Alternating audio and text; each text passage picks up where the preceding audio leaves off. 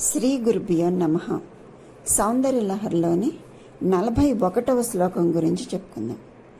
తవాధారే మూలే సహసమయయా లాస్యపరయా నవాత్మానం మన్యే నవరసమహాతాండవనటం ఉభాభ్యామేతాభ్యా ముదయ విధిముద్దిశ్య దయయా సనాథాభ్యాం జంగే జనక జననీ మజ్జగదిదం.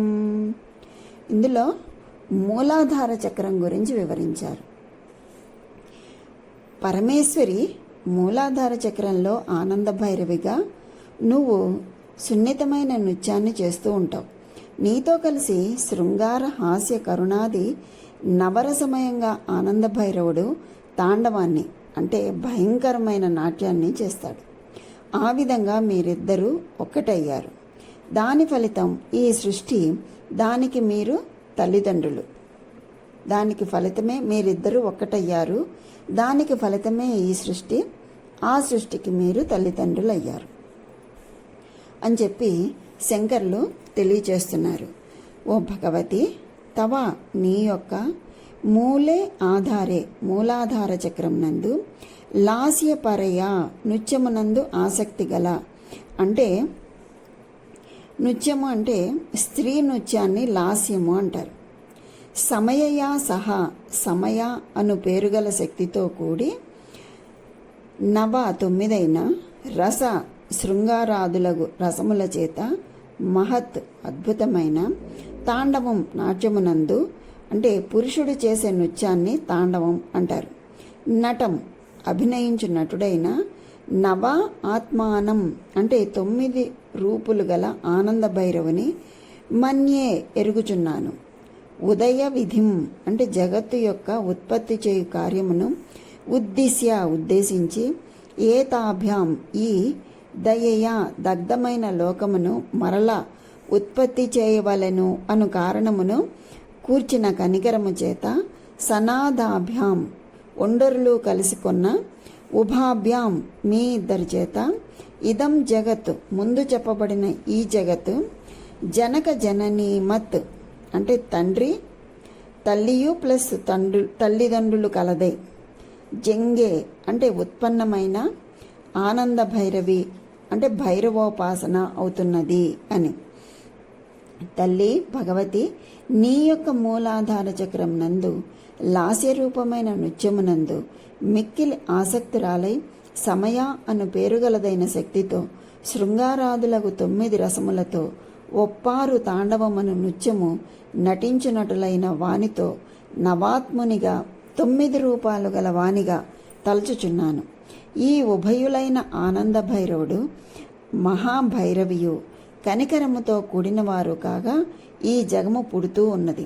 అప్పుడు తల్లిదండ్రులు కలదైనది అని తెలియబడుతూ ఉన్నది అని చెప్పి అంటున్నారు. అంటే తవాధారే మూలే నీ యొక్క మూలాధార చక్రం నందు సహ సమయయా సమయమను పేరు గల శక్తితో కూడా లాస్యపరయ నృత్యమునందు ఆసక్తి గల నవాత్మానం 9 రూపులు గల ఆనంద భైరవుని నవరస మహాతాండవనటం 9 శృంగారాదుల రసములచే అద్భుతమైన నాట్యమునందు అభినయించు నటుడైన ఉభాభ్యామేతాభ్యా ఇరువురు అయిన ఆనంద భైరవి మహాభైరవుల చేత ఏతాభ్యాం ఈ ఇరువురి ముదయ విధి జగత్తు యొక్క ఉత్పత్తి చేయు కార్యమును ఉద్దేశించి దయయా దయతో సనాదాభ్యాం ఇరువురు కలిసి జంగే తెలుసుకొనుచున్నాము. జనక జనని తల్లిదండ్రులైన మజ్జగదిదం ఈ జగత్తునందు అంటే ఈ విధముగా, అంటే మూలాధారమునకు ఆధారం నీవు. నీకు మూలాధారం ఆధారం కాదు. ఈ మూలాధారమందు ఆనందముంది సమయమన్న శక్తితో కూడి చేసే పరమాద్భుత నృత్యం మహాభైరవి లేదా ఆనంద భైరవిగా నవరస శృంగార తాండవ నృత్యం అభినయించే నవాత్ముడైన ఆనంద భైరవుడు నవరూపాలతో సల్పు ఈ లాస్య నృత్యాన్ని దర్శిస్తున్నాను తల్లి అని చెప్పి అంటున్నారు శంకర్లు. అమ్మ, నీ మూలాధార చక్రంలో లాస్య విలాసాలు చూపే సమయ అనే ఆనంద భైరవితో నవరసాలోలికించు తాండవమూర్తి శివుణ్ణి నవాత్మనిగా ఆనంద భైరవునిగా భావిస్తున్నాను. సంవర్తాగ్నిలో దగ్ధమైన లోకాలను బతికించేందుకు దయతో వచ్చిన మీ ఆనంద భైరవ మహాభైరవ రూపాలు చూసి జగములు తల్లిదండ్రులు కలవైనవని పొంగుతున్నాను తల్లి, ఎంతో పొంగిపోతున్నానమ్మా అంటున్నారు. అంటే ఇక్కడ మనకి ఏమని తెలియచేస్తున్నారు? లాస్య తాండవాల్ని తెలియచేస్తున్నారు. స్త్రీలు చేసే నృత్యము లాస్యము, పురుషులు చేసే నృత్యాన్ని తాండవము అని చెప్పంటారు. అంటే ఇప్పుడు మనం 41వ శ్లోకంతో సౌందర్యలహరిలోని పూర్వభాగం పూర్తయిపోతుంది. ఈ పూర్వభాగాన్ని ఆనందలహరి అని చెప్పుకున్నాం ఇంతకుముందు మనం. ఈ భాగం నందు ఎక్కువగా మనకి షట్చక్రాల గురించి, శ్రీచక్రం గురించి, షట్చక్రాల వద్ద ధ్యానము చేయవలసిన అధిష్టాన దేవతామూర్తుల గురించి వివరణ ఉంది. ప్రస్తుత శ్లోకంలో షట్చక్రాల్లో మొదటిది పృథ్వీతత్వంను నియంత్రించినది అయినటువంటి మూలాధార చక్రం గురించి చెప్పబడింది. భౌతిక ప్రపంచానికి ఆది అంత్యము అంటే సృష్టి ప్రళయము ఉంటాయి. ఈ సృష్టి ప్రళయములు అందు జరుగు సన్నివేశ సందర్భాలు అన్నీ కూడా శివశక్తుల వివిధ విన్యాసాలతో జరిగేటటువంటి నృత్య వికాసములుగా న్యాసము చేసుకొని అవగాహన చేసుకోవాలి. సృష్టి యందు అమ్మవారికి ప్రాధాన్యము, ప్రళయమునందు అయ్యవారికి ప్రాధాన్యం ఉంటుంది. సృష్టి ఆవిర్భావమున జరుగు అమ్మవారి నృత్యాన్ని లాస్యము అంటారు. ప్రళయ ప్రారంభమునకు జరుపు అయ్యవారి నృత్యాన్ని తాండవము అంటారు. లాస్యమును చేయు అమ్మవారిని ఆనంద భైరవిగాను, తాండవమును చేయు అయ్యవారిని ఆనంద భైరవునిగాను మనం సమన్వయం చేసుకోవాలి. స్వాధిష్టాన చక్రం దగ్గర రుద్ర కోపాగ్నికి దద్దమైన లోకాలను మరలా ఉత్పన్నం గావించుటకు విశ్వజననీ జనకులుగా ఈ ఇరువురి కలయిక ఆవశ్యకం. శక్తి రూపాన్ని సమయాదేవిగాను, శివుణ్ణి నవాత్మకునిగాను ఈ మూలాధార చక్రం వద్ద ధ్యానం చేయాలి అని మనకి ఈ శ్లోకంలో తెలియజేస్తున్నారు శంకర్లు. శక్తిని సమయాదేవిగాను, శివుణ్ణి నవాత్మకునిగాను చెప్పడంలో సార్థకత ఉంది. ఎలా అంటే శక్తికి శివునితో 5 విధాల సామ్యము కలదు. అంటే వాళ్ళిద్దరికీ 5 విషయాల్లో పోలిక ఉంది. అవేంటంటే అధిష్టాన సామ్యము, అనుష్ఠాన సామ్యము, అవస్థా సామ్యము, రూప సామ్యము, నామ సామ్యము. శివశక్తులు ఇద్దరికీ కూడా మూలాధారాది షట్చక్రాలు అధిష్టాన రూపమై ఉండటం వలన అధిష్టాన సామ్యం మొదటిది. రెండవది అనుష్ఠాన సామ్యం. జగత్తుకు వీళ్ళిద్దరూ జననీ జనకులుగా చెప్పటం వలన ఇద్దరు జగత్తుకు సంబంధించిన సృష్టి ప్రళయముల ఉత్పత్తికి లాస్య తాండవ నృత్య రూప కార్యోన్ముఖులకు చుండటం వలన అనుష్ఠాన సామ్యం చెల్లుతోంది. మూడవది అవస్థా సామ్యం. అంటే వర్షాకాలపు మేఘంతోనూ ప్రళయాగ్నితోనూ పోల్చడం చేత అవస్థా సామ్యము సరి అయినది. నాలుగవది రూప సామ్యం. అంటే వాళ్ళిద్దరి రూపం ఒకటే. ఎలా అంటారా? త్రిలోచనత్వ అంటే 3 కళ్ళు, శశిరేఖ మకుటత్వముల వలన అంటే ఇద్దరి మకుటం కిరీటం మీద శశిరేఖ అంటే చంద్రరేఖ ఉంటుంది.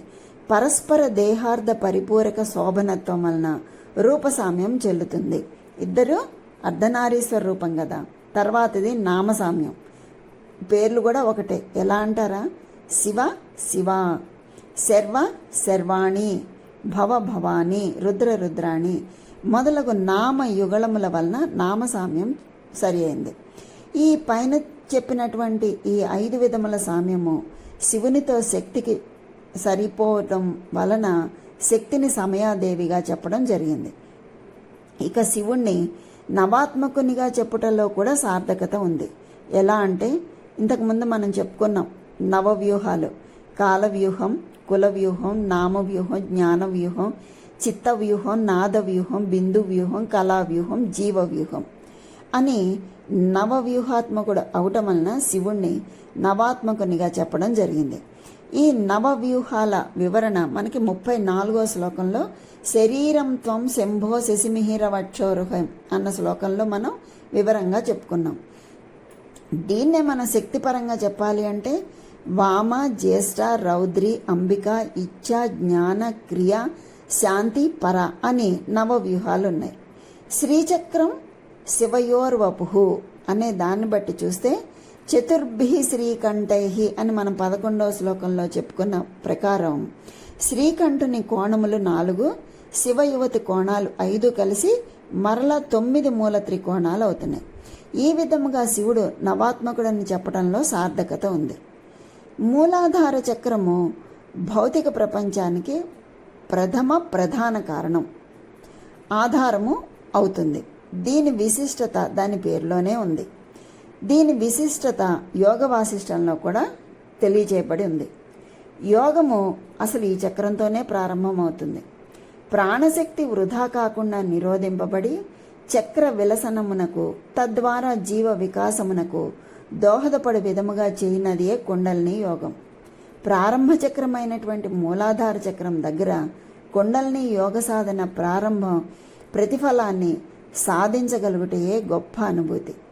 ఆ అనుభూతిని పొందుట జరిగినట్లయితే యోగి పులకాంకితుడై నృత్యం చేస్తాడు. ఆ నృత్యము శివశక్తుల లాస్య తాండవ నృత్యంతో శృతి లయబద్ధమవుతుంది. అప్పటి నుండి సాధకుని జీవితము సార్థకమై విశ్వ ప్రణాళికతో శృతి కుదిరి న్యాసం చెందుతాడు. భౌతిక ప్రపంచంలో జీవించేటటువంటి జీవి యొక్క జీవనంలో తప్పులు చేయటం, దిద్దుకోవటం, మంచి చేయడం, మన్నన పొందటం, ప్రయత్నించటం, ఫలితం పొందటం అనునవి ఎట్లా జరుగుతాయి? దధిమదనం వంటివి, ఇలాంటివి. అంటే దధిమదనం అంటే ఏంటి? గట్టిగా ఉన్న పెరుగును కవ్వంతో చిలకటం అన్నమాట. ఈ జీవన దధిమదనానికి ముక్తి వంటి నవనీతం అంటే వెన్న ప్రతిఫలముగా పొందబడుతుంది. ఒకసారి పెరుగు నుండి వెలువడిన తరువాత వెన్న ఏ విధముగా మజ్జిగకు అంటకుండా మజ్జిగపై తేలుతూ దానికి అతీతముగా ఉంటుందో అదే విధముగా ముక్త స్థితికి వచ్చిన జీవి కూడా సంసారంలో ఉన్నప్పటికీ ఆ సంసారం అంటక దానికి అతీతంగా ఉంటాడు. ఈ స్థితి వచ్చుటకు దధిమదనంలో దండమునకు కిందుగా ఉండే కవము ఎటువంటిదో యోగ సాధనలో వెన్నెముక అనేది యోగ దండమునకు కింద ఉండే మూలాధార చక్రం అటువంటిది. యోగ సాధన ప్రతిఫలమునకు కవ్వము అంటే ఈ మూలాధారమే ప్రధాన ఉపకరణం. చక్కగా కవ్వంతో పోల్చి మూలాధార చక్రాన్ని మనకి తెలియజేస్తున్నారు. ఈ కవ్వం చేయు భ్రమణ చలనంతో, అందులో మజ్జిగలో అటు ఇటు తిప్పుతాం కదా, తిరుగుతుంది కదా, దాంతో ఆ మూలాధార చక్రం దగ్గర విరాట్ విశ్వ సృష్టి ప్రసార రూపమైనటువంటి శివాశివుల లాస్య తాండవాన్ని పోల్చుకోవచ్చు. ఆ చలనంలో చెస్ అని మనం మజ్జిగ చిలికేటప్పుడు ఆ శబ్దం వస్తుంది కదా, దాన్ని మనం శివాశివుల యొక్క లాస్య తాండవంతో పోల్చుకోవచ్చు. యోగ ప్రక్రియకు ప్రధానమైన ఈ నృత్యాన్నే యోగానంద లహరికి ప్రథమ తరంగ జనక స్థానముగా సమన్వయపరుచుకోవాలి అని చెప్పి మూలాధార చక్రం యొక్క ఆవశ్యకతని, దాని యొక్క ప్రాధాన్యాన్ని మనకి ఈ శ్లోకంలో తెలియచేశారు. ఈ అద్భుతమైన శ్లోకాన్ని పారాయణ చేస్తే వచ్చే ప్రయోజనం ఏంటంటే సకలోదర రోగశాంతి.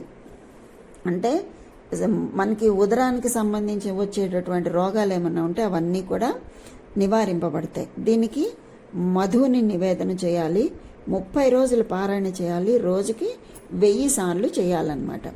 ఈ విధంగా చేసినట్లయితే సర్వరోగ శాంతి కలుగుతుంది అని చెప్పి తెలియజేస్తున్నారు.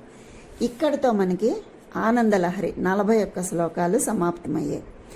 ఇక్కడ నుంచి సౌందర్య లహరి ప్రారంభించబడుతుంది.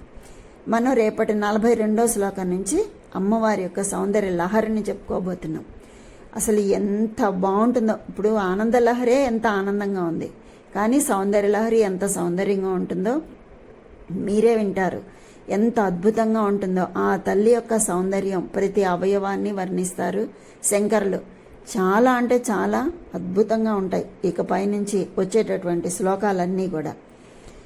ఇక్కడ ఇదేంటి, ఇంతవరకు మనం ఆనందలహరి అని చెప్పి 41 శ్లోకాలకి పేరు అంతవరకు పూర్తి చేసుకున్నాం. రేపటి నుంచి మనకి 42వ శ్లోకం నుంచి సౌందర్యలహరి ప్రారంభించబడుతుంది. సాంప్రదాయాన్ని అనుసరించి అమ్మవారి సౌందర్యం శిరస్సుతో ప్రారంభించబడి అభివర్ణించబడుతోంది. అంటే స్త్రీ దేవతల్ని శిరస్సు నుంచి పాదాల వరకు అర్చించాలి. కేశాది పాదాంత వర్ణనం, పాదాది కేశాంత వర్ణనం, ఈ రెండింటిలో మొదటిదే తీసుకోబడింది. అందుకనే మనం తర్వాత చెప్పుకోబోయే శ్లోకం ఏంటి, అమ్మవారి యొక్క కిరీటాన్ని వర్ణిస్తారనమాట. అక్కడి నుంచి ప్రారంభమవుతుంది. అమ్మవారి పాదాల దాకా పెడతాం, ఆఖరణ నీరాజనం ఇస్తాం. ఇంకా అద్భుతంగా ఉంటుంది. అందులోకి మీకు ముందుకు వెడుతున్న కొద్దీ ఆ ఆనంద లహరిని మీరు ఎలా అయితే పొందారో, ఈ సౌందర్య లహరిని కూడా అంత ఆనందంగానూ మీరందరూ కూడా అనుభవించగలుగుతారు. అంత అద్భుతమైన శ్లోకాలని మనకి అందించారు శంకరాచార్యుల వారు. కనుక ఆ జగన్మాత అనుగ్రహం అందరికీ కలగాలని కోరుకుంటూ స్వస్తి.